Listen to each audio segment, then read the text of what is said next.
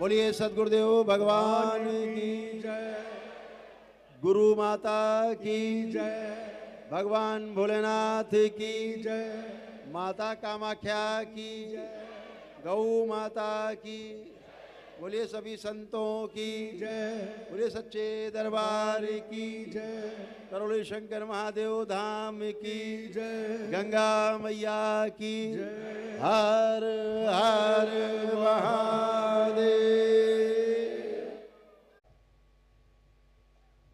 उसे दया शब्द से परिभाषित किया जाता है। दूसरा शब्द है कृपा।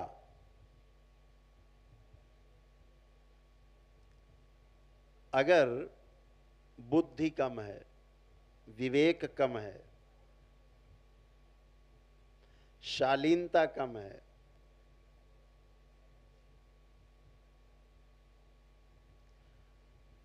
जीना नहीं आता ठीक से,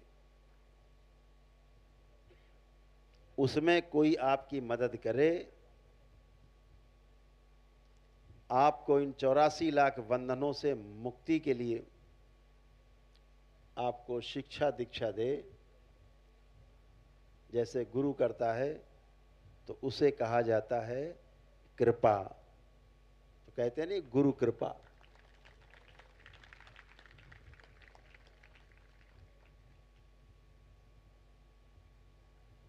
तो ये हुआ दया और कृपा। यानी आपका जो जीवन है, शरीर और जीवन दो वस्तुएं हैं। शरीर के लिए आपको जिंदा रखने के लिए कोई मदद करे, उसे दया कहते हैं। और जो जीवन को आपके उन्नत बनाए, ईश्वर की राह में आपको लगाए,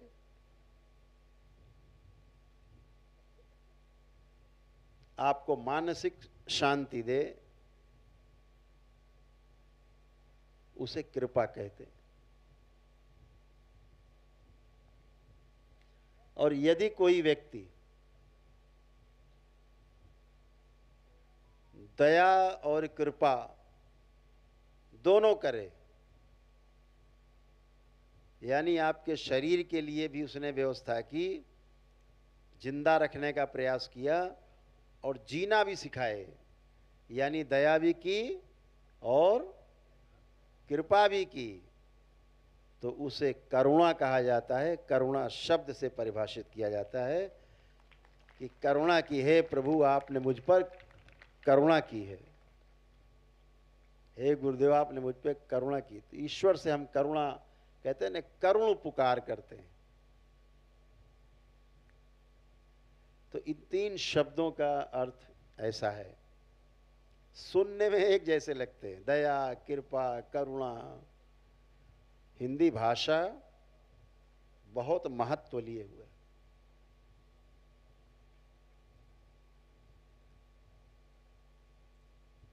हिंदी में जो बोला जाएगा, शाब्दिक अर्थ उसका वही रहेगा, बदलेगा नहीं। संस्कृत में बोला जाएगा, एकदम अडिग रहेगा।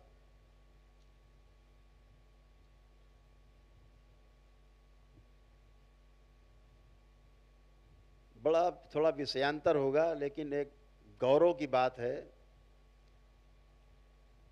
कि यह देश हमारी संस्कृति में संस्कृत भाषा का बड़ा महत्व रहा है। आज आपको जान के इस बात का गर्व होगा कि एक नई विद्या आई है अभी बाजार में, टेलीविजन और उस पर चल रहा है खूब, मोबाइल पे। एक मोबाइल विद्या और आ गई है कि आपको यही नहीं पता लगेगा, आपकी फोटो वीडियो पता नहीं क्या क्या बना के क्या कर देंगे। आप कहोगे हम तो कभी किए नहीं, तो बना के दिखा देंगे। उसको बोलते हैं AI, आर्टिफिशियल इंटेलिजेंस।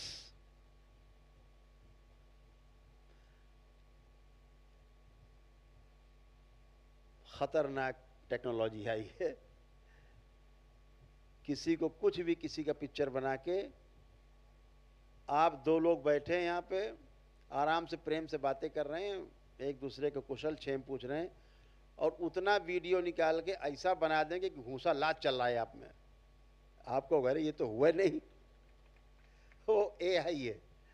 अब ऐसा विद्या आ गई है, दुनिया के किसी लीडर के साथ आपका कहो हाय हेलो थैंक यू दिखा दें, बैठ के खाना खाते दिखा दें, भोजन बात करते दिखा दें, आदमी कंफ्यूज। तो आपको जान के गर्व होगा कि जो संस्कृत विद्या है, भाषा है अपनी, संस्कृत हमारी जो भाषा है, प्राचीन भाषा, भाषाओं की भाषा है, तो जब AI की टेस्टिंग चल रही थी तो उसमें तमाम भाषाओं का समावेश किया गया कि कौन सी भाषा समझेगा ये बोलने पर। दुनिया की सभी भाषाएं फेल हो गईं और एक भाषा पास हुई, उसका नाम है संस्कृत।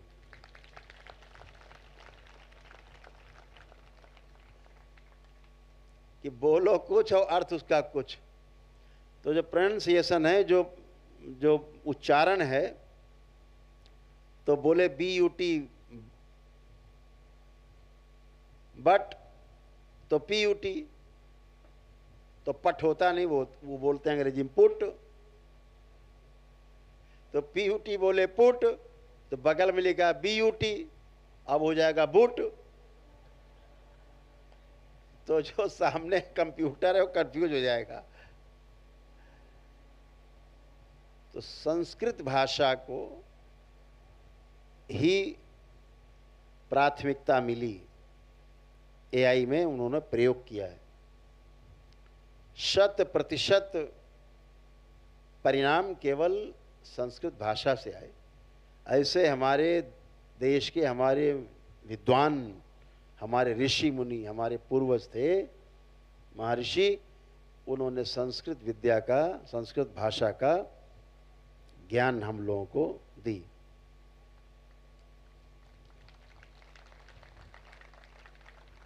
एक जो शब्द कह रहा है उसका अर्थ वही है, दूसरा बदल नहीं सकता। जैसे हमने अभी कहा दया, कृपा, करुणा, तो तीनों के शब्द के अर्थ अलग अलग हैं। तो अब जैसे हम कहेंगे दया, तो आप समझ जाओगे कुछ शरीर के बारे में बात हो रही है, कुछ रोटी कपड़ा मकान के बारे में बात हो रही है। जैसे कहा कृपा, लग रहा ध्यान साधना की कोई बात हो रही है, हाँ, हमारा जीवन और संवरे, उसकी कोई बात हो रही है। कहा करुणा, मतलब दोनों की बात हो रही। अब ये बात आपको कभी भूलेगी नहीं, हमेशा आपको याद रहेगी। तो दरबार हमेशा कहता है कि जो शब्द है, शब्द से इंगित एक वस्तु है। जैसे हमने कहा कि ग्लास, हमने बोला कांच का गिलास, तो आपके अंदर कांच का गिलास का चित्र बना सब में। कांच का गिलास बोले, हम बोले कि वहाँ कांच का गिलास रखा, उठा लो, तो आपके दिमाग में चित्र बन जाएगा, अच्छा कांच का गिलास। और अगर वहाँ स्टील का रखा होगा तो आपके अंदर मैच नहीं करेगा, तो आप वहाँ से कहोगे गुरुजी यहाँ तो है ही नहीं कांच का गिलास। क्यों नहीं है? क्योंकि कांच का गिलास आपने पहले देखा हुआ है, इसलिए स्टील का गिलास रखा है और आपको समझ में आ रहा है कि यहाँ कांच का गिलास नहीं है। तो शब्द और शब्द से इंगित वस्तु और वस्तु में निहित अर्थ, उस वस्तु में अर्थ क्या छिपा हुआ है? क्या अर्थ है कि भाई इसे पानी डालो, दूध डालो, कोई तरल पदार्थ डाल के रखा जा सकता है, सदुपयोग किया जा सकता है, पानी पिया जा सकता है, दूध पिया जा सकता है, शरबत पिया जा सकता है, कुछ भी तरल पदार्थ में प्रयोग हो सकता है। ये उसका अर्थ। गिलास का और कहाँ प्रयोग करोगे? इसी में करोगे। तो उसका अर्थ समझ गए।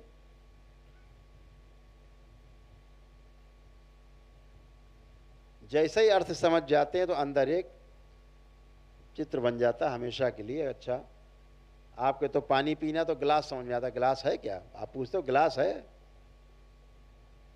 तो हर चीज के पीछे एक अर्थ छिपा होता है, अर्थ को जरूर समझना है। फिर कहा गया धीरता, वीरता और उदारता। आपने जो भी समझा है अपने जीवन में, जो भी समझा है आपने अच्छी बातें, और जिस किसी से भी आपकी सहानुभूति है, तो सहानुभूति पूर्वक उसको वह बात समझाने में कि वो समझ जाए, उसके ऊपर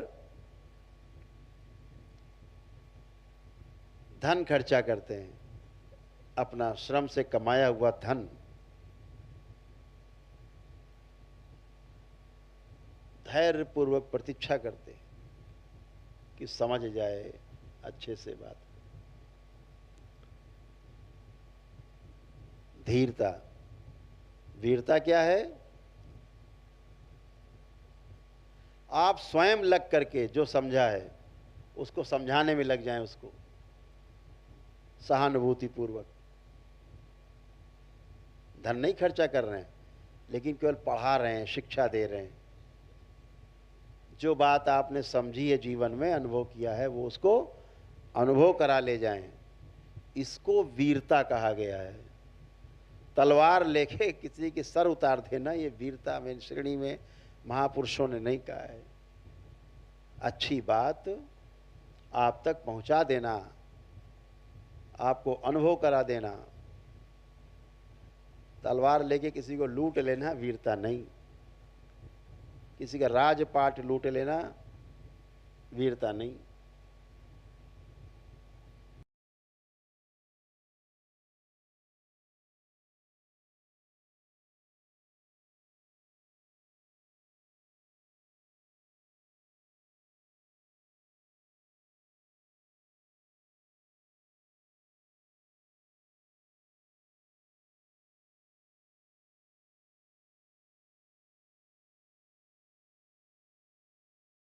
उदारता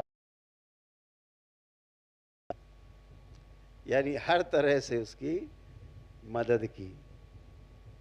इन शब्दों में अर्थ छिपे होते हैं। जब शब्द का अर्थ नहीं समझते, क्या वस्तु कौन सी है, उस तरफ कहाँ इंगित कर रहा है शब्द, तो हमारे लिए केवल शब्द होते हैं, अंदर गहरे में नहीं उतरते।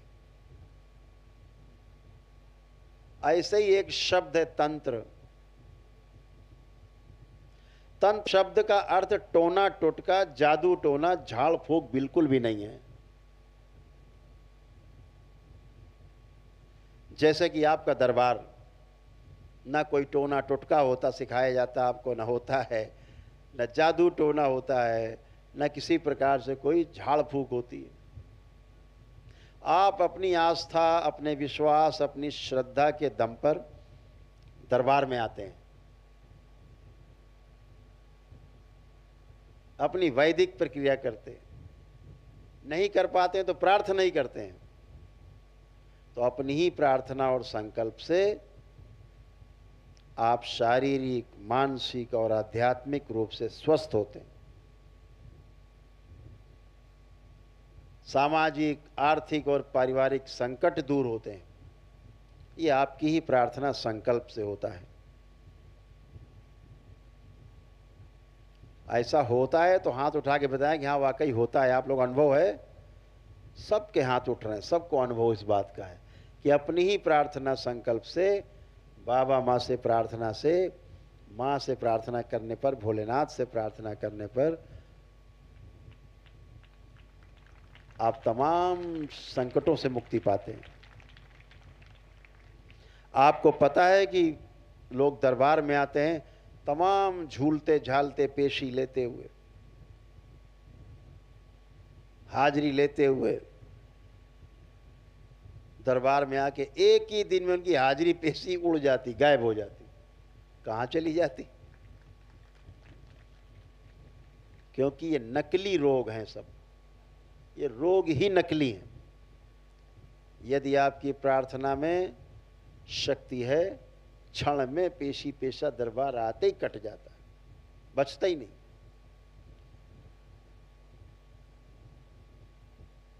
सत्य से भेंट होती है पहली बार जब दरबार लोग आते हैं। आप भी पहली बार आए, तमाम संशय रहते हैं मन में, कहाँ जा रहे हैं, क्या होगा, कैसे होगा। जैसे ही बाबा माँ से जुड़ते हैं सब गंदगी गायब।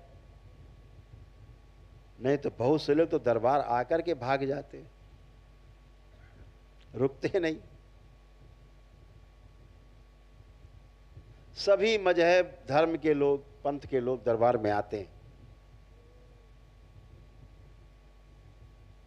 और सभी आस्था विश्वास श्रद्धा के कारण, अपने ही प्रार्थना और संकल्प के कारण फटाफट सब गंदगी से मुक्त हो जाते हैं और स्वस्थ होते हैं।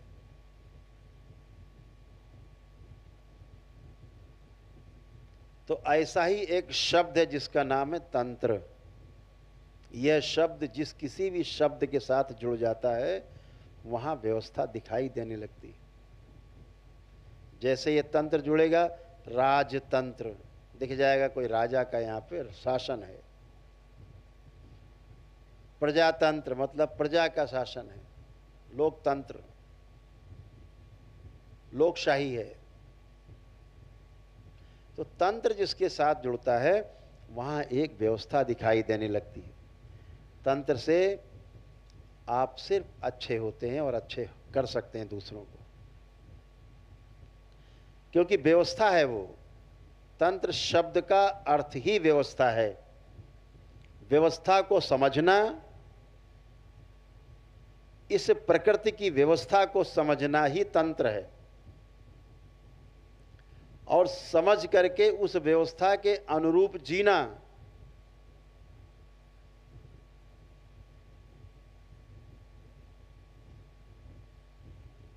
यही सुख देता है। व्यवस्था के विरोध में सोचने मात्र से हमें कष्ट होता है। अगर अभी आप सोचने लगो कि पहाड़ गिर जाएंगे, सब धरती पलट जाएगी, समुद्र सूख जाएंगे, पेड़ सब जल जाएंगे, भूकंप आ जाएगा, सब ध्वस्त हो जाएगा, सब लोग मर जाएंगे, सुनने में कैसा लग रहा है? अच्छा लग रहा है किसी को? नहीं अच्छा लग रहा तो हाथ उठाओ। किसी को अच्छा नहीं लग रहा है। सुनने में अच्छा नहीं लग रहा है, होना तो छोड़ो। खराब बात जो व्यवस्था के विरोध में है, सुनने में अच्छी नहीं लग रही। ओम जो हमने कहा इसको वाक्य निरस्त कर दिए जाए सब शुद्धि। अब हम आपसे कहते हैं कि चारों ओर अब ऐसी हरियाली आएगी जो कभी नहीं थी। चारों ओर खुशियां ही खुशियां होंगी। हर आदमी एक दूसरे के सुख दुख में भागीदार बनेगा। खूब भाईचारा होगा आपस में, खूब मित्रता होगी, खूब ध्यान साधना जप तप अनुष्ठान अब खूब हुआ करेंगे। जगह जगह कथाएं हुआ करेंगी, जगह जगह देवी देवता हर समय सहायता करेंगे हम सबकी। चारों ओर खुशहाली होगी।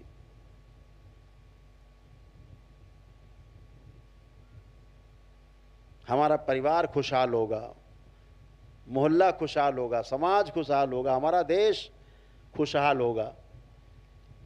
सुनने में अच्छा लगा? कितने लोग अच्छा लगा? सबको अच्छा लगा। तो व्यवस्था को केवल सुनने मात्र से अगर अच्छा लगे और अव्यवस्था को सोचने मात्र से कष्ट होने लगे, तो सोचो अव्यवस्था में जीने वालों का क्या हाल होता होगा। सोचने में इतना कष्ट है अव्यवस्था, तो करने में, उसमें जीने वाला कितने कष्ट में रहता है। और व्यवस्था को सोच करके, व्यवस्था को समझ करके व्यवस्था में जीने वाला कितना खुशहाल होगा केवल सोचने मात्र से खुशहाली हो रही, करने से कितना खुशहाल होगा। ये जो खुशहाली है, खुशहाली आती है, खुशहाली लाता है, इसी को तंत्र कहा गया है। तंत्र कभी किसी का बुरा नहीं कर सकता, व्यवस्था कभी किसी का बुरा नहीं कर सकती। जो अव्यवस्था है, गुंड शासन है, वो आपका बुरा नहीं कर सकता, क्योंकि व्यवस्था है। जो अव्यवस्था फैलाएगा, तंत्र उस अव्यवस्था को व्यवस्थित करने के लिए उनको हरिहर कर देगा।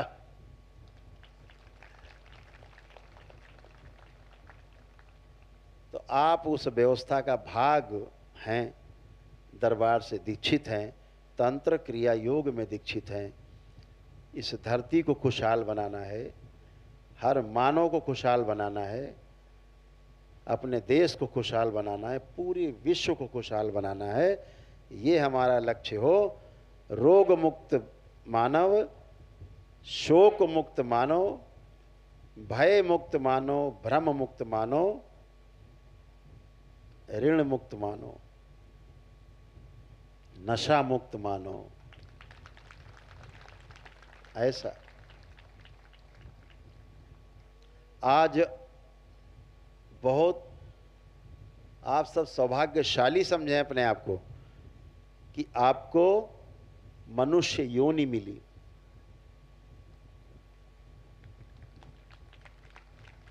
लाखों लाखों वर्षों तक नहीं मिलती लोगों को। मृत्यु के बाद कीड़े मकोड़े बन के पैदा होते रहते हैं, कर्म के भोग भोगते रहते हैं। आपको प्यारे प्यारे बाबा और माँ मिले, जिनकी कृपा दया करुणा सब आप पे बरस रही है। और निश्चित रूप से इसी जन्म में 84 लाख के जन्म मरण की जितनी भी बंधन हैं योनियों के, वो इसी आपके जन्म में कट जाएं सारे भोग, तो कभी इस मर्त लोक में आने न पड़े और मानव पद से देव पद की ओर आपकी यात्रा शुरू हो जाए, दिव्य पद तक आप पहुंचे।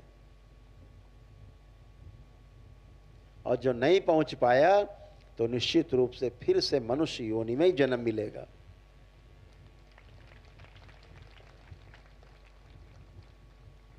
हम मनुष्य योनि में जन्म पाते हैं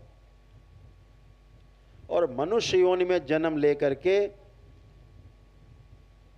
पशु मानव की तरह जीते हुए, पशुओं की तरह, राक्षस मानव की तरह जीते हुए, सोचते समझते जब आपको कभी दरबार मिलता है तो आप समझदारी में आपका विकास होता है, आप समझदार होते हैं, तो मानव पद प्राप्त होता है। और मानव पद जब प्राप्त होता है तो देव पद के लिए आपके यात्रा के पथ खुलते हैं, दिव्य पथ के लिए आपके यात्रा के पथ खुलते हैं।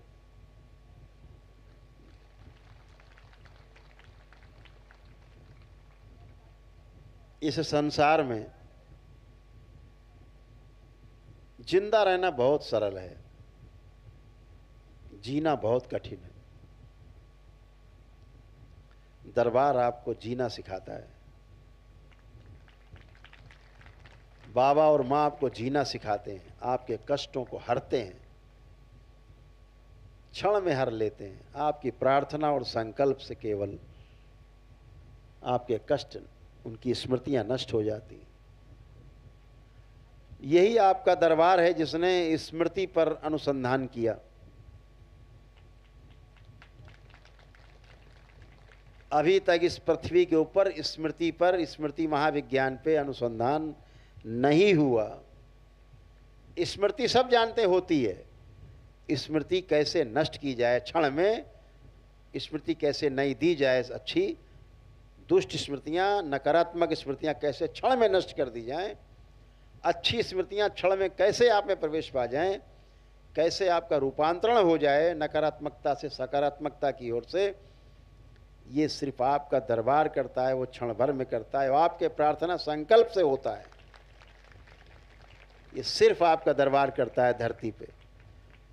आपके ध्यान और साधना के समय आपको भूतकाल में न जाने दे, भूतकाल की पीड़ा न सताए, भविष्य में न जाने दे, भविष्य की चिंता न सताए, वर्तमान में ही रखे आपको ध्यान साधना के समय, या अर्थात वर्तमान से विरोध ना हो।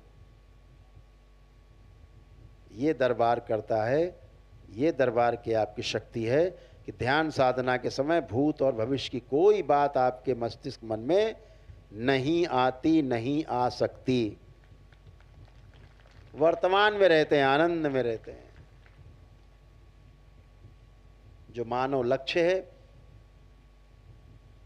समाधान पूर्वक जीना, कोई प्रश्न ना बचे, कोई समस्या ना बचे, कोई कष्ट ना बचे, परिवार में समृद्धि आए, समाज में अभय का वातावरण बने और पूरी सृष्टि में सभी एक दूसरे के सहयोग से सह अस्तित्व पूर्वक जी सकें, ऐसी दरबार की परिकल्पना है। ऐसा दरबार ने आपको डिजाइन बना के दिया है। यही मानव लक्ष्य है हर मनुष्य के लिए, किसी भी जाति का हो, किसी भी धर्म का हो, किसी मजहब का हो, किसी पंथ का हो, किसी कबीले का हो, सब एक जैसा डिजाइन है। कैसे? अभी प्रमाणित कर देते हैं। अगर अभी आप जितने लोग यहां बैठे हो, हम सब से पूछे कि कितने लोग सुखी रहना चाहते हैं, हाथ उठेंगे? सब सुखी रहना चाहते हैं।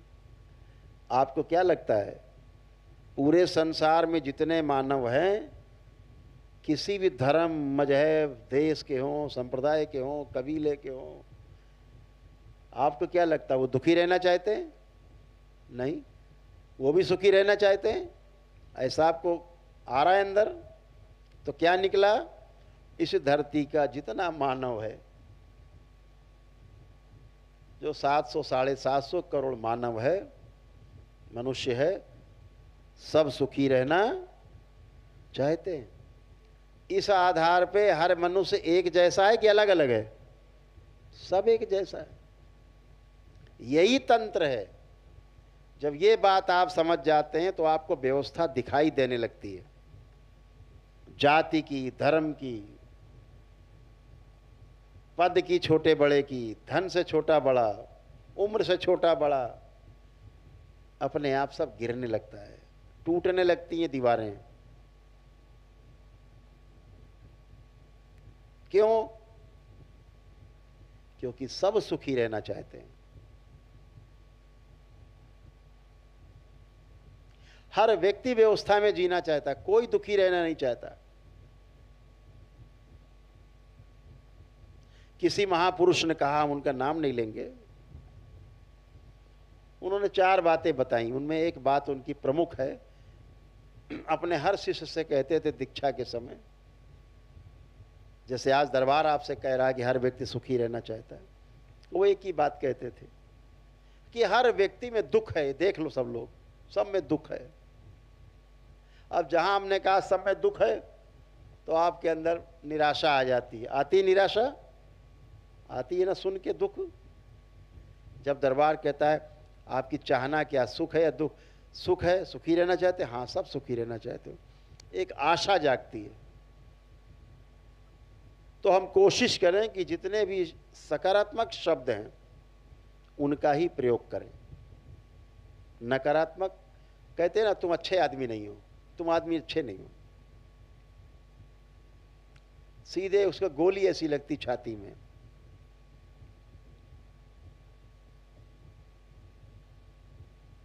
अगर आप उससे कह दो तुम अच्छे तो बहुत हो, लेकिन अगर थोड़ा और अच्छे हो जाओ तो फिर आनंद आ जाए। उसे बुरा लगा? अब नहीं लगा। शब्दों का हेर फेर है, बातचीत का, थोड़ा बात का हेर फेर है।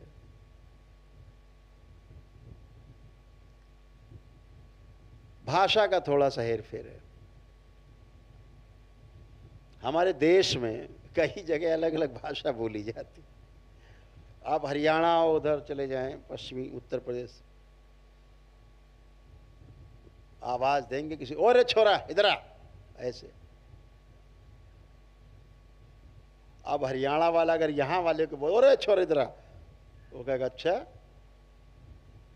ऐंठ रहा है, तलवार निकालेगा, छत्रपति शिवाजी याद आ जाएंगे उसको एकदम से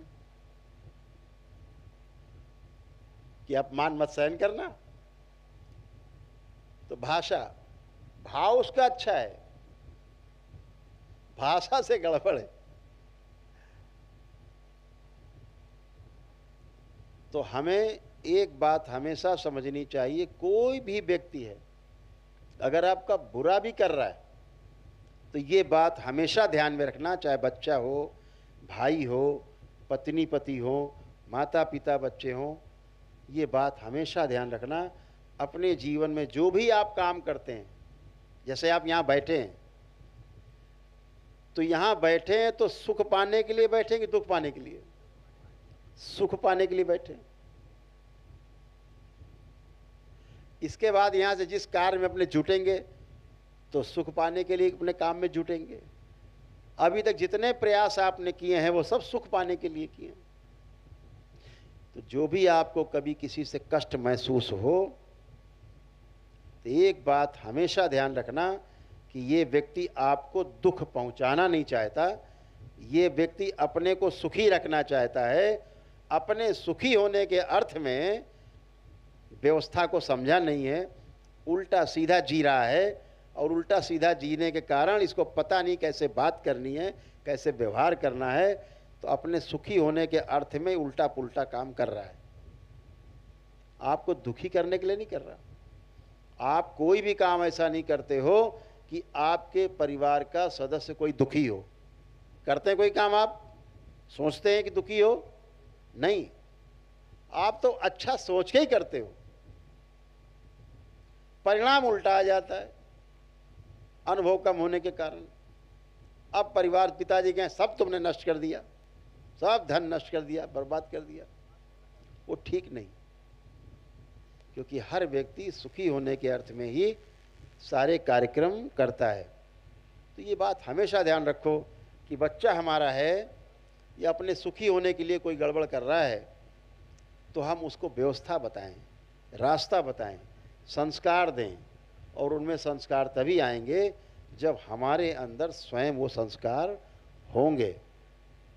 जब हमारे आचरण में कोई चीज़ होगी तो बच्चों में, उनके आचरण में वो चीज़ अपने आप चली जाएगी। बहुत सुंदर है, हमारे अंदर तो है नहीं और हम बच्चों को सीख दें। बच्चे उस बात को समझते हैं कि अरे वाह, तुम तो सो के उठते हो 9 बजे।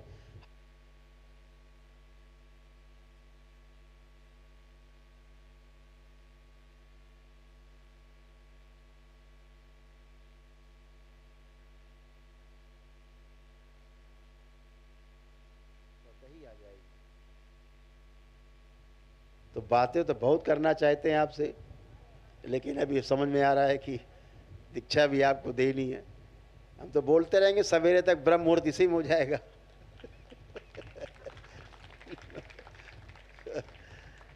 तो बहुत सुंदर है, आप सभी लोग इसी प्रकार से दरबार से जुड़े रह के अपने अपने साधना पथ। बहुत सुंदर है, आप सब लोग तंत्र क्रिया योग की प्रथम चरण में प्रवेश पाए हैं। अपनी योग्यता के आधार पे आपने, क्षमता के आधार पे प्रवेश पाया है। निश्चित रूप से आप लोग अपनी ध्यान साधना के माध्यम से उस परम ऊर्जा का आशीर्वाद जरूर प्राप्त करेंगे। बाबा माँ के प्यारे दुलारे और ज़्यादा बनेंगे। जितना ज़्यादा ध्यान साधना आपकी अच्छी होगी उतनी आपकी समझदारी विकसित होगी, और वो जो समझदारी है वो आप में और आपके परिवार में दिखाई दे तो समझना कि हमारी समझदारी का विकास हुआ है।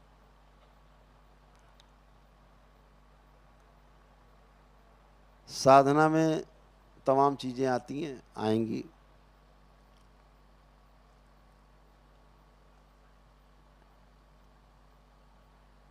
ध्यान पूर्वक आपकी साधना जब करेंगे, ध्यान करेंगे, तो आप भूतकाल और भविष्यकाल में आपकी एंट्री नहीं होगी। वर्तमान में ही रह करके आपकी ध्यान साधना होगी। वर्तमान में रह करके आप अपनी ध्यान साधना के माध्यम से धीरे धीरे शक्तियां, आप जो आपके अंदर स्वयं की शक्तियां हैं, वो खुलती जाएंगी। स्वयं की शक्तियां हैं क्या?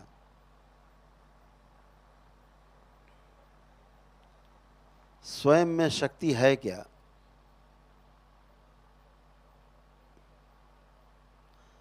शक्ति हमें चाहिए क्यों?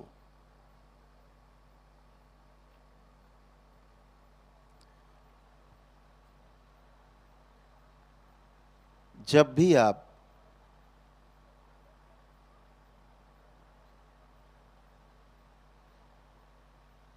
अपने प्रति सकारात्मक होते हैं,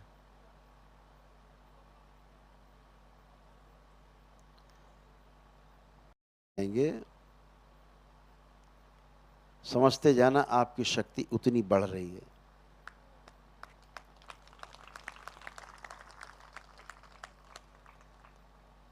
और यह शक्ति आपकी समझदारी की शक्ति होगी। स्वयं के ऊपर विश्वास आपका बढ़ता जाएगा।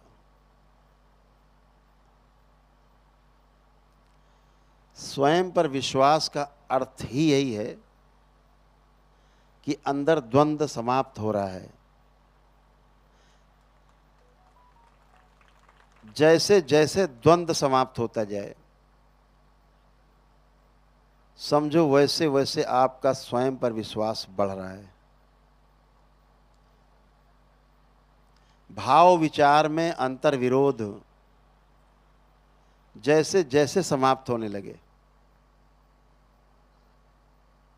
समझो आपका आत्मविश्वास मजबूत होता जा रहा है। स्वयं पर जो विश्वास है, उसके बिना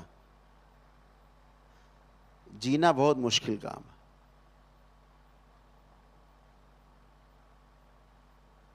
स्वयं पर विश्वास के लिए कुछ बाहर जाके कोई सड़क अड़क नहीं खोदनी।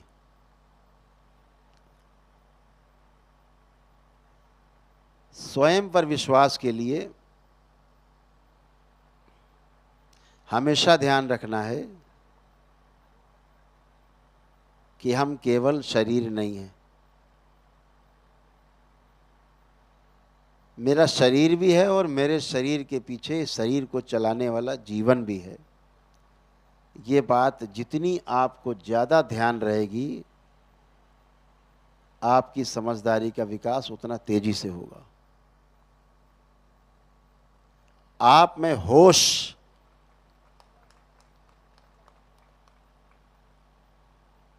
यह क्रिया आपको आपके अंदर होश बढ़ाएगी, बेहोशी तोड़ेगी।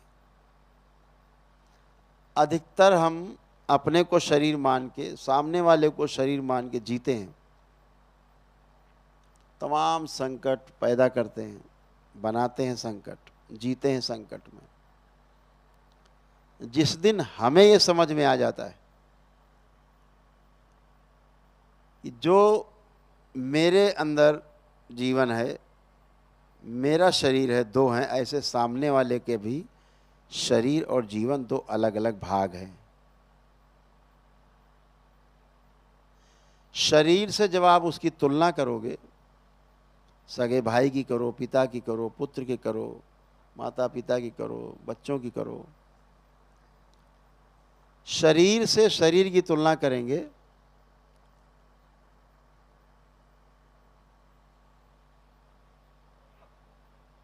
तो स्वयं पर विश्वास कम होगा। कोई बड़ा दिखेगा, पद से बड़ा दिखेगा, कोई धन से बड़ा दिखेगा, कोई लगेगा कि वो बल से बड़ा है, कोई उम्र से बड़ा है। कोई शिक्षा में, जो आधुनिक शिक्षा है इसमें बड़ा है, बड़ा छोटा दिखाई देगा। बड़ा छोटा दिखना ही भ्रम है, और भ्रम से ही भय उत्पन्न होता है। फिर भय से ही नकारात्मकता पैदा होती है, और नकारात्मकता ही रोग है। इस रोग से बचना है तो सामने वाले का शरीर नहीं, सामने वाले के जीवन को देखने की और उसका आकलन करने की कोशिश करना।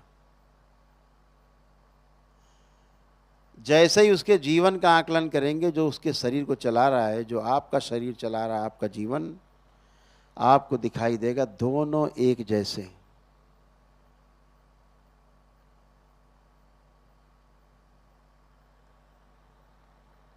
शरीर की क्षमता अलग अलग है,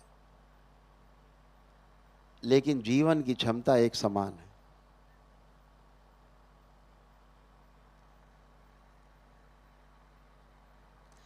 जब आप जीने जाते हैं किसी भी व्यक्ति के साथ, एक या अधिक व्यक्तियों के साथ, समाज के साथ,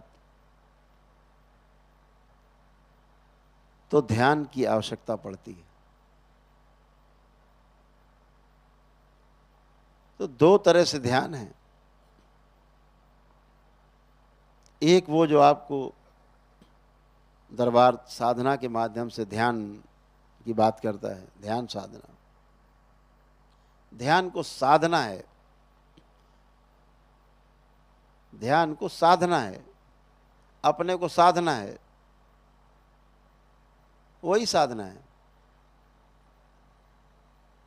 अभी संतुलित नहीं है, डगमगा रहे हैं, उसी को महापुरुषों ने बोला कि साधना करनी, यानी साधना है अपने आप को संतुलित करना है। तो दो तरह से ध्यान देते हैं और ध्यान करते हैं, दो तरह से ध्यान होता है। जब दूसरों के साथ जीते हैं तो ध्यान देना बहुत आवश्यक है।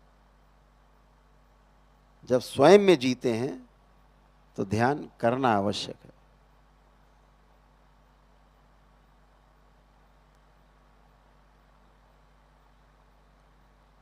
एक भौतिकता को साधने के लिए ध्यान देना है, एक अभौतिक जगत में प्रवेश के लिए ध्यान करना है।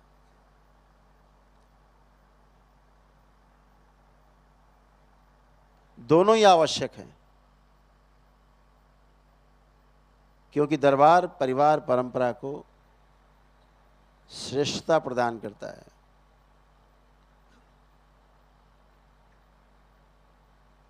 जो परिवार परंपरा को छोड़ चुके हैं,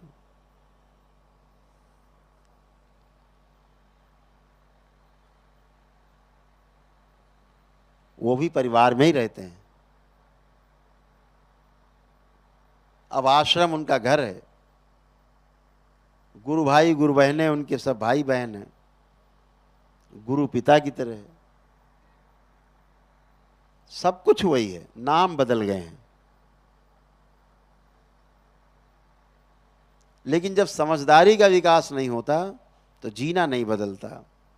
जैसे हम घर में जीते रहे हैं, वैसे आश्रम में जाके भी जीते हैं। घर में भी जिंदा रहने का प्रयास था, और आश्रम मिल जाता है, गुरु परंपरा मिल जाती, तब भी जिंदा रहने का प्रयास सबसे ज्यादा रहता है। वही लड़ाई झगड़ा, वही दंगा, वही जमीन जायदाद, वही आश्रम, हम कब्जा, हम मालिक, हम गुरु, वही झगड़ा, वो छोटा वो बड़ा, वही चालू। जो कला हम सीख के आए हैं परिवार से, वो हम गुरु परंपरा में भी आके उन्हीं का खेल खेलते हैं, कहीं नहीं पहुंचते। कपड़े बदल जाते हैं, नाम बदल जाते हैं, लक्ष्य नहीं बदलता।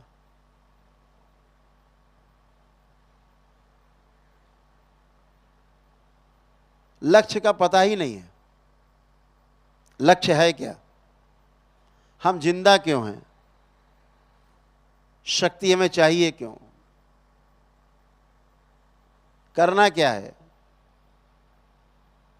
क्या यही करना है? सुबह उठे, नहाए धोए, नाश्ता पानी किए, दोपहर भोजन किए, रात में भोजन किए, सो गए, सुबह फ्रेश हुए, फिर वही कार्यक्रम चालू। बचपन गया, जवानी गई, बुढ़ापा आया, मृत्यु हो गई। इतने के लिए?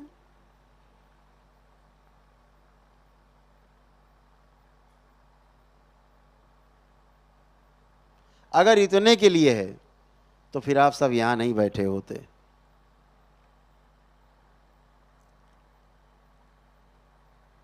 जरूर कुछ चाहिए, जरूर कुछ मिसिंग है, कुछ ना कुछ गड़बड़ है जरूर। एक सीरियल है, कहते ना, दया कुछ गड़बड़ है।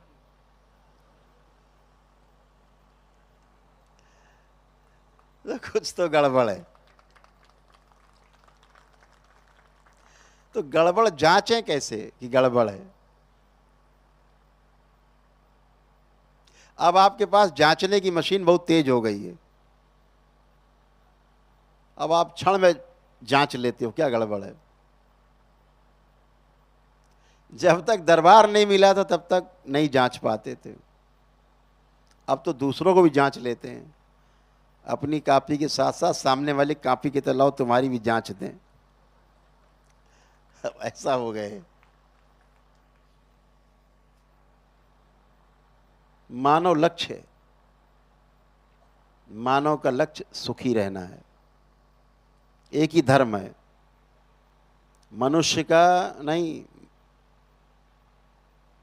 पूरे सभी का, जितने जीवन है सबका लक्ष्य है सुखी रहना। हर व्यक्ति सुखी रहना चाहता है, अल्टीमेट है, इसका कोई विकल्प नहीं। किसी से पूछो सुखी रहना छोड़ दो, एक बात छोड़ दो, ये हट छोड़ दो, इसके अलावा कुछ बताओ, कहेगा नहीं हमें तो बस सुखी रहना, यही चाहिए। ये मानव धर्म है, मानव सुख धर्मी है। धर्म का पता नहीं है, धर्म है क्या?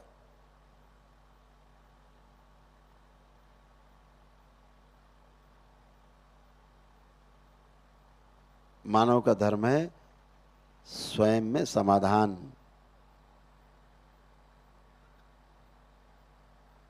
समाधान का अर्थ हुआ कोई द्वंद्व नहीं अंदर, कोई झगड़ा नहीं अंदर, कोई समस्या नहीं है, कोई प्रश्न नहीं, ये समाधान है। ये मानव धर्म है।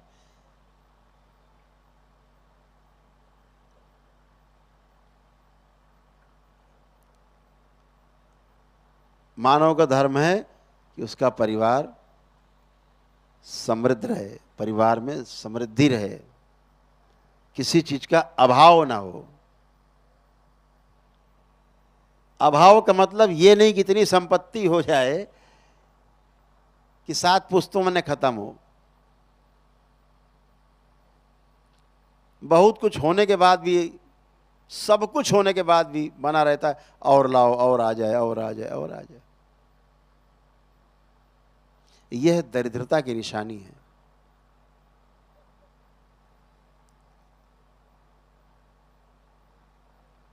दो तरह के दरिद्र हैं इस धरती पर, 2 प्रकार के दरिद्र हैं।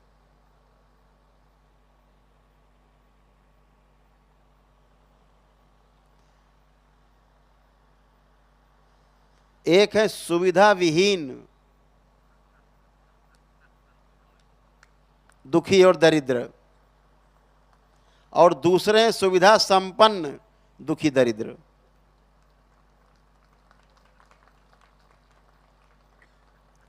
ये सुविधा संपन्न दुखी दरिद्र अब ज्यादा हो गए हैं।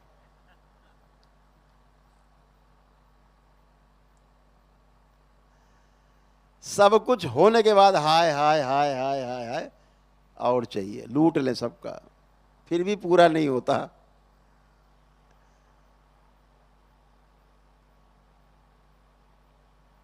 उनको अभाव बना ही रहता है, वह सुविधा संपन्न दुखी दरिद्र हैं।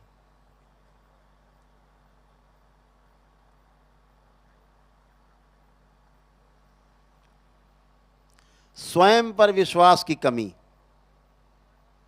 इसीलिए सुविधा संपन्न दुखी दरिद्र बने हुए हैं।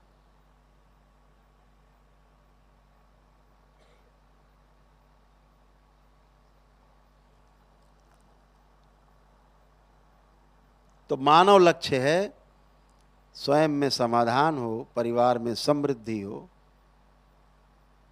समाज में अभय का वातावरण हो और पूरी सृष्टि में सब एक दूसरे के साथ पूरकता के अर्थ में जी पाएं, सह अस्तित्व पूर्वक जी सकें। ये मानव लक्ष्य है।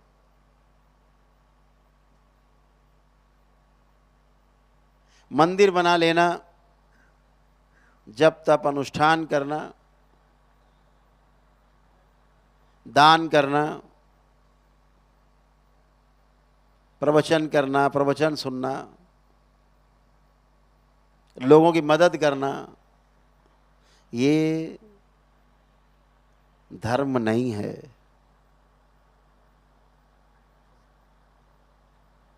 यह मानव धर्म नहीं है। धर्म तक पहुंचने का रास्ता है।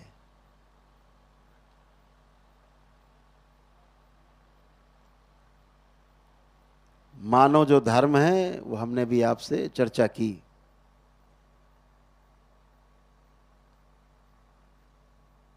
अगर आपको अपने में समृद्धि नहीं दिखाई देती, परिवार में सब कुछ होने के बावजूद भी,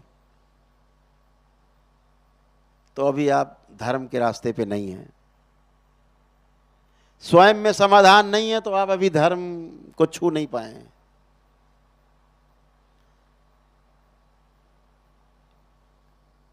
वो व्यवस्था है धर्म, अभी व्यवस्थित नहीं हो पाए हैं, अभी धार्मिक नहीं हो पाए हैं।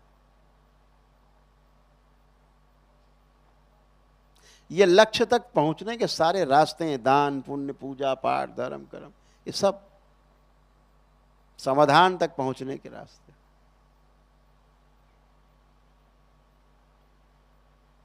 बहुत भ्रम है। एक क्रिया होती है जीवन के अंदर, उसका नाम है बुद्धि।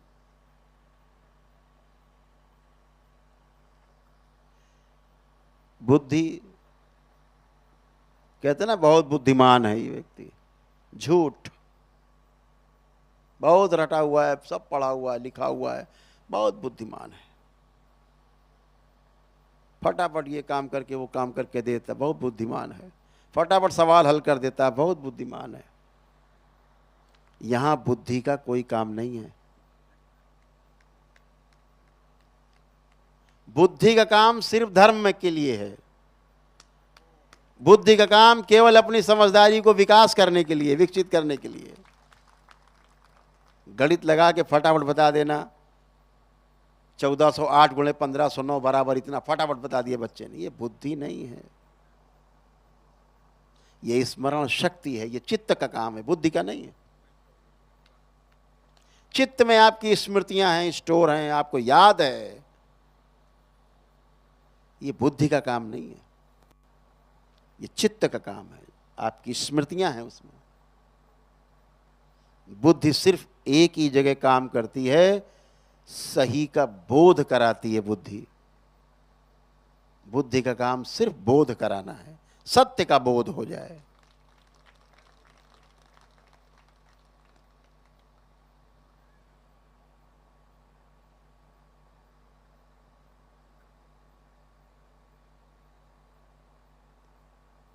जब सत्य का बोध होता है तो आश्वस्ति आती है, तो अंदर एक संकल्प होता है, बोलते हैं उसको ऋतंभरा। बुद्धि के अंदर एक क्रिया होती है, उसको बोलते हैं ऋतंभरा। ऋतंभरा माने संकल्प। कौन सा संकल्प? सत्य से भरा हुआ संकल्प। उसे नाम दिया हमारे महर्षियों ने ऋतंभरा। बुद्धि का काम गणित लगाना नहीं, बुद्धि का काम अपने जीवन में प्रकाश फैलाना है, सही का आकलन करना है। सही का बोध हो जाए तो बुद्धत्व के लिए रास्ता खुलता है। बुद्धि का काम वहां पर है। भ्रम पाल रखा हमने, वो तो बहुत बड़ा बुद्धिमान है, वो तो बहुत पास हो गया, स्मृति से पास हुआ है। बड़े बड़े बुद्धिमान फेल हो जाते हैं, स्मृति नहीं याद है।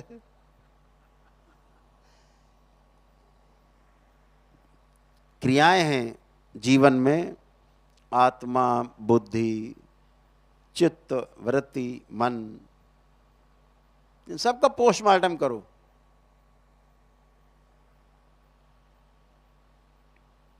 एक एक काट काट के देखो क्या है इनमें, हमारे जीवन के किस भाग में कौन सी क्रिया निरंतर हो रही है।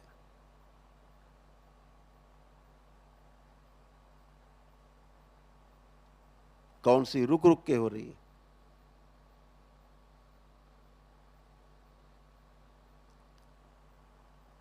तो हमारे जीवन में जो कुछ है, सामने वाले के जीवन में भी वही रहता है।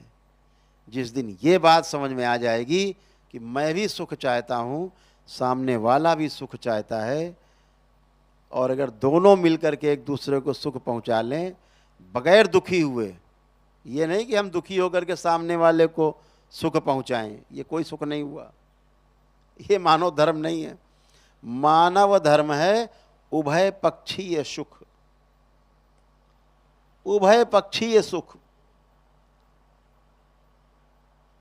दो व्यक्ति व्यवहार करके आपस में सुखी होते हैं बिना स्वयं को दुखी करे, ये सुख है, यह व्यवहार है।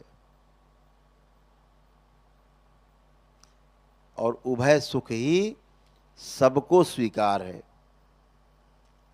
अपने घर में ही आप तमाम अपने को कष्ट में रख करके, कभी आप पत्नी को खुश करने की कोशिश करते हो, पत्नी कभी कष्ट में रह करके आपको खुश करने की कोशिश करती है, बच्चे कभी अपने को कष्ट में रख के आपको खुश करते हैं, कभी आप अपने को कष्ट में रख के बच्चों को खुश करते हो, कहीं नहीं पहुंचते।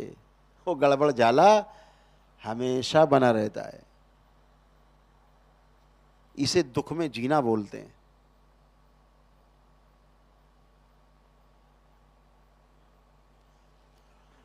होना कुछ चाहते हैं, कर कुछ रहे हैं, दुख मिलेगा। दुख की परिभाषा क्या है?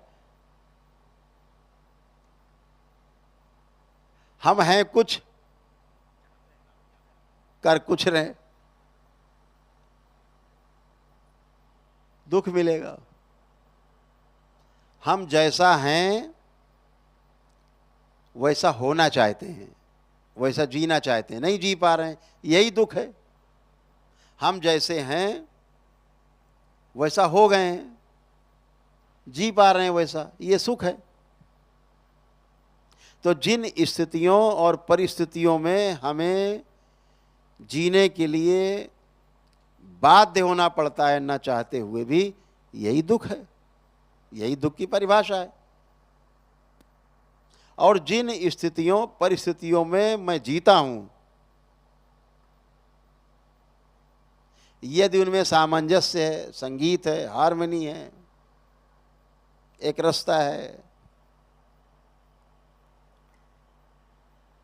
वही सुख है। तो सुख और दुख की परिभाषा को समझ लेना है। अभी आप यहां बैठे हो, अभी आपका ध्यान न सर्दी है कि गर्मी है कि दिन है कि रात है, कहीं है ही नहीं।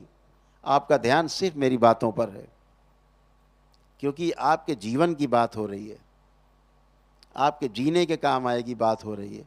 ये ज़्यादा महत्वपूर्ण लग रहा है, इसलिए आपको ठंडक, गर्मी, रात, दिन, नींद और भूख कुछ नहीं लग रही, उधर ध्यान ही नहीं है। तो जो महत्वपूर्ण है उसको चुन लेना है, हंस की तरह। जो महत्वपूर्ण नहीं है दूसरों के लिए छोड़ देना है। हो सकता है दूसरे के लिए वो महत्वपूर्ण हो, आपके लिए जो महत्व की चीज हो उसे चुनना है। माला बनानी, पिरोना है। और ऐसे करके धीरे धीरे धीरे धीरे धीरे धीरे जब आप एक एक कदम जीना सीखते हो, जीना शुरू करते हो, तो एक किताब लिख जाती है पूरी। आप स्वयं के अंदर, आपके अंदर स्वीकार्यता आती है कि मैं सही रास्ते पर हूँ। आपके परिवार में आपके प्रति स्वीकार्यता आती है, समाज में आपके परिवार और आपके प्रति स्वीकार्यता आती है, पूरी सृष्टि आपको स्वीकार लेती है। और इस सृष्टि में स्वीकार्यता के लिए आपको लोग कुछ करना नहीं है, अपने भाव और विचार पे ध्यान देना है।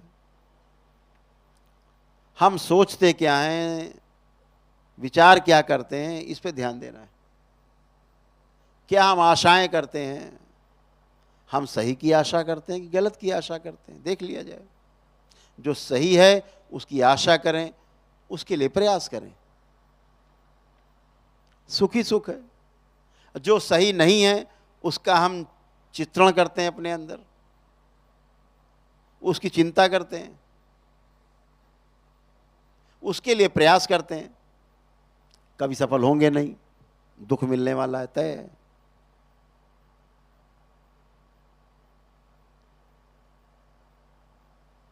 तो समझदारी सबसे बड़ी घटना है मनुष्य के जीवन में।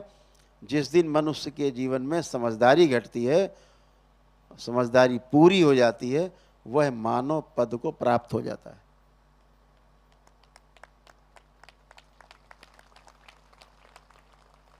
पशुता और राक्षसी प्रवृत्ति से बाहर हो जाता है,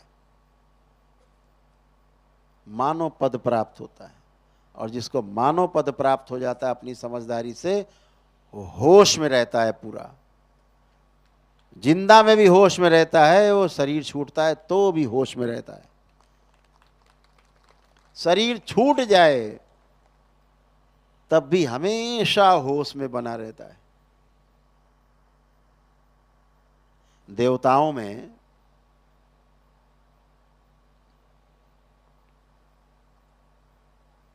और दैत्यों में फर्क क्या है? एक होश में, एक बेहोशी में। देवता होश पूर्वक हैं, दैत्य बेहोशी में चल रहे हैं। किसी का नुकसान करेंगे, अपने ही को मार देंगे।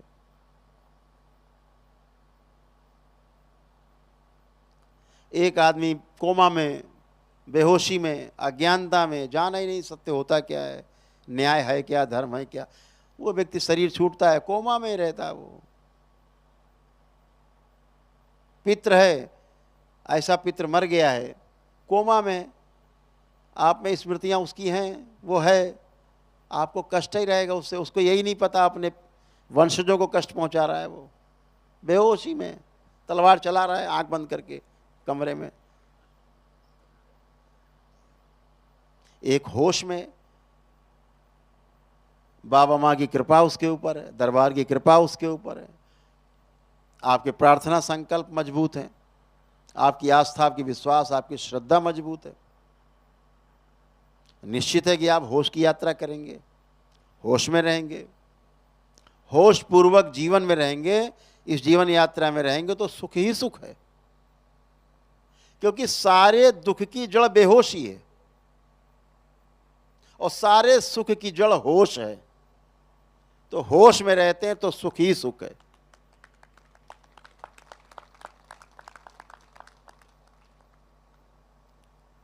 जब शरीर छूटता है तो भी होश पूर्वक ही छूटता है।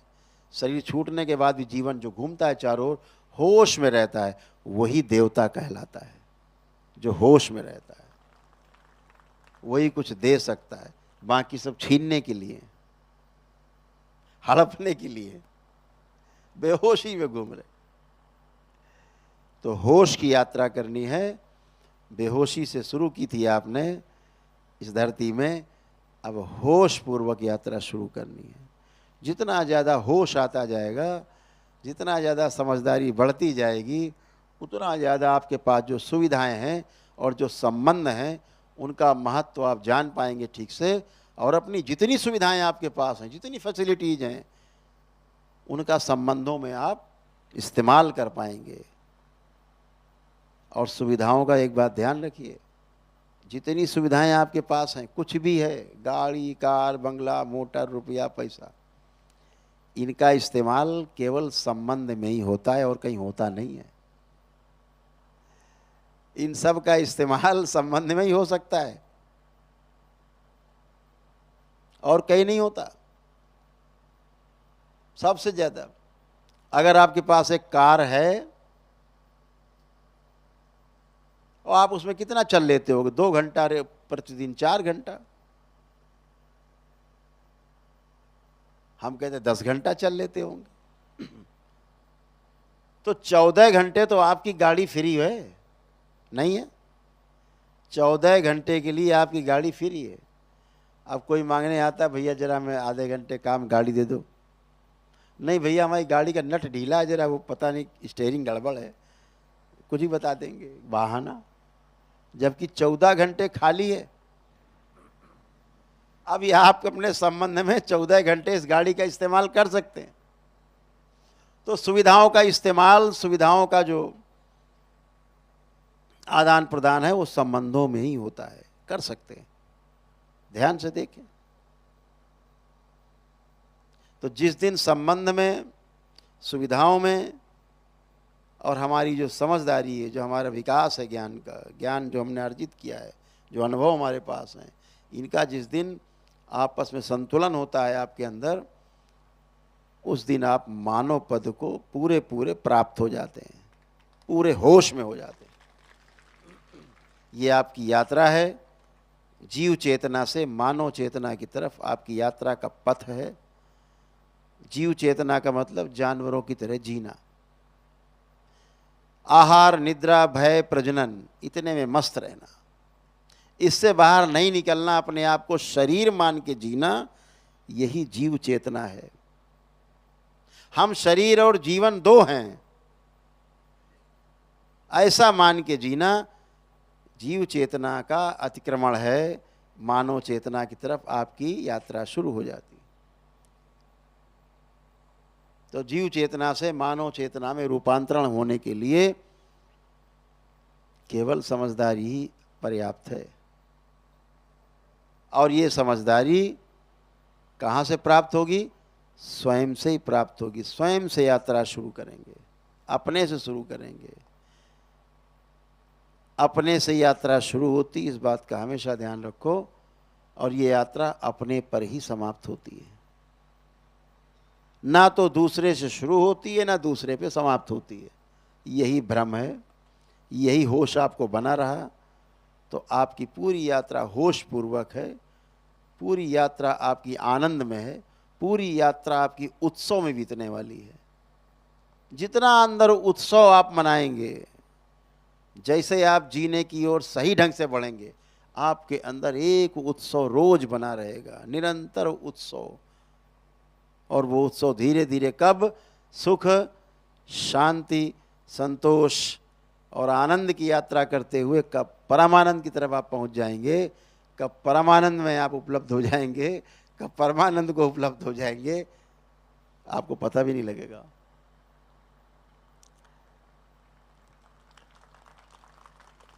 तो बातें तो बहुत करना चाहते हैं आपसे। अब आज आपका मेरे ख्याल से सवेरा हो रहा है, ब्रह्म मुहूर्त हो चुका, 4:30 बता रहे हैं, हो गया पंडित जी। हाँ? तो कोई बात नहीं, आज इतना ही सही, इतने से काम चलाया जाएगा, आगे देखा जाएगा फिर, है ना। तो बहुत सुंदर है आप सब दरबार में। महाराष्ट्र कितना सुंदर है महाराष्ट्र। राष्ट्र के अंदर है महाराष्ट्र। नहीं तो महाराष्ट्र के अंदर राष्ट्र होता कि नहीं? महादेव के अंदर सारे देव है ना। अब देव के अंदर तो महादेव है नहीं, इधर तो मामला बहुत है गंभीर है। सीना तान के खड़ा है महाराष्ट्र। राष्ट्र के अंदर ये महाराष्ट्र है। भारत के प्राण बसते हैं इस महाराष्ट्र में। गौरव है हमारे देश का महाराष्ट्र। इसके प्रति पूरे मानव जो मनुष्यता जिनमें रही है, जो मानव पद के लिए प्रयास करते रहे हैं, इस महाराष्ट्र ने उन तमाम चीज़ों से आपको भूतकाल में बचा के रखा। इसीलिए आप यहाँ शांति से बैठे हैं, आनंद में। नहीं तो यहाँ कोई और कब्जा करके बैठा होता और बकरे भैंसे कट रहे होते, कुछ नहीं होता। और खुद बकरे भैंसे की तरह बने घूम रहे होते, जानवर की तरह, कुछ नहीं मिलने वाला था। कोई ध्यान साधना अनुष्ठान पूजा जब तक नहीं होता, हरिहर भी नहीं होता। तो धन्यवाद है उन छत्रपति वीर शिवाजी महाराज को, जिन्होंने हिंद स्वराज की स्थापना की और इस देश को तमाम उन कलंकों से बचाया, इस देश को तमाम संकटों से बचाया, जिसके कारण उन्हें अपने परिवार की भी, अपनी भी प्राणों की आहुति देनी पड़ी। उनके साथ लाखों लोगों ने अपनी आहुति दी, वीर गति को प्राप्त हुए हिंद स्वराज की स्थापना में, हिंद स्वराज की सुरक्षा में। तो हम सभी उनको हृदय से नमन करते हैं। इस महाराष्ट्र की धरती पर भी, देश में भी, हर जगह नमन करते हैं उनको। चाहते हैं बच्चा बच्चा उनको नमन करे, अपने जीवन में ढाले कि हमें एक सच्चे गुरु के सानिध्य में रहकर और श्रेष्ठता के लिए काम करना है। वीर शिवाजी, छत्रपति शिवाजी इसलिए छत्रपति बन पाए, इसलिए वीर शिवाजी कहलाए, इसलिए जो हिंद स्वराज्य का सपना देख पाए, क्योंकि उनके पास एक पूर्ण गुरु था, समर्थ रामदास।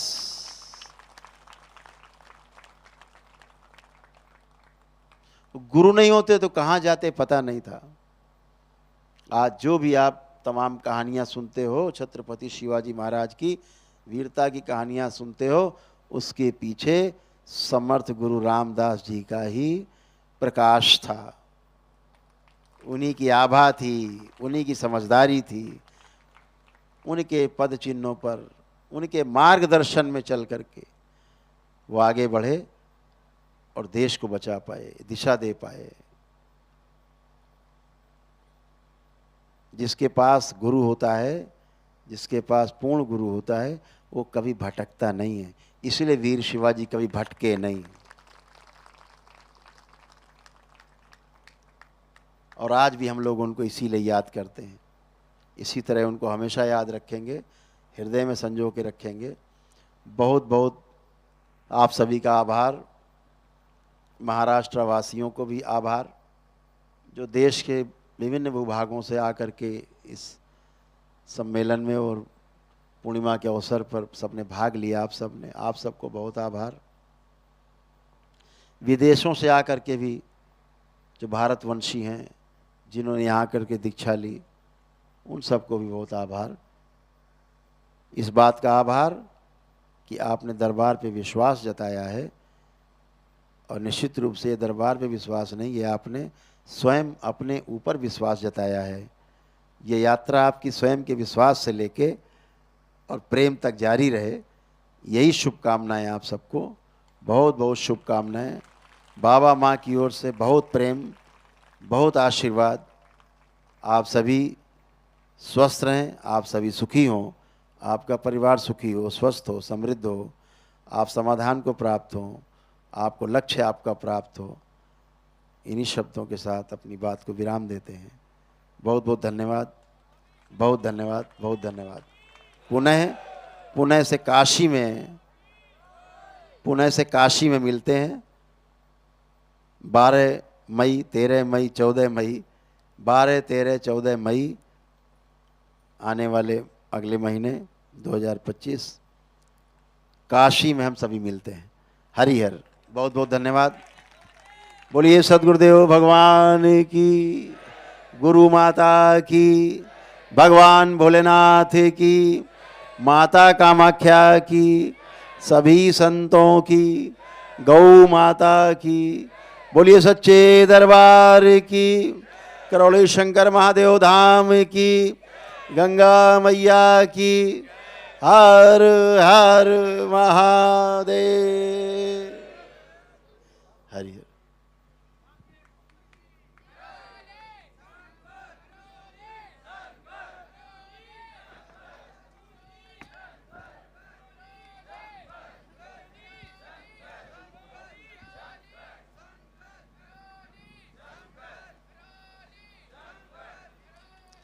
प्रेम से बोलिए सद्गुरुदेव भगवान के।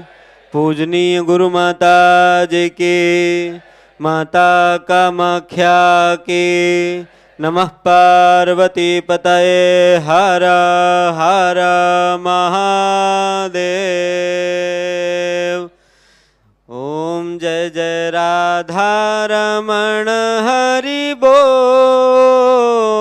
जय जय राधा रमण हरि बोल, जय जय राधा रमण हरि बोल, जय जय राधा रमण हरि बोल। प्यारे राधा रमण हरि बोल, प्यारे राधा रमण हरि बोल, जय जय राधा रमण हरि बोल, जय जय राधा रमण हरि बोल।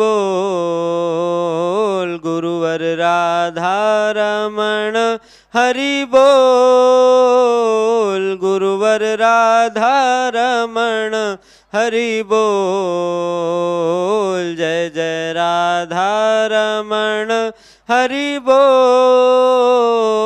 जय जय राधा रमण हरि बोल, जय जय राधा रमण, जय जय राधा रमण, जय जय राधा रमण, जय जय राधा रमण, जय जय राधा रमण, जय जय राधा रमण, जय जय राधा रमण। प्रभु ले लो शरण, जय जय राधा रमण, जय जय राधा रमण। गुरुवर राधा रमण, गुरुवर राधा रमण, जय जय राधा रमण। प्यारे राधा रमण, प्यारे राधा रमण, प्यारे राधा रमण, जय जय राधा रमण, जय जय राधा रमण, जय जय राधा रमण, जय जय राधा रमण, जय जय राधा रमण। गुरुवर राधा रमण, गुरुवर राधा रमण, गुरुवर राधा रमण, जय जय राधा रमण, जय जय राधा रमण। प्रभु ले लो शरण, जय जय राधा रमण, जय जय राधा रमण हरि बोल, जय जय राधा रमण हरि। करौली करौली करौली करौली करौली करौली करौली करौली करौली। प्रेम से बोलिए सद्गुरुदेव भगवान के, माता के पुत्र के, करौली शंकर धाम के, गंगा मैया के, छत्रपति शिवाजी महाराज।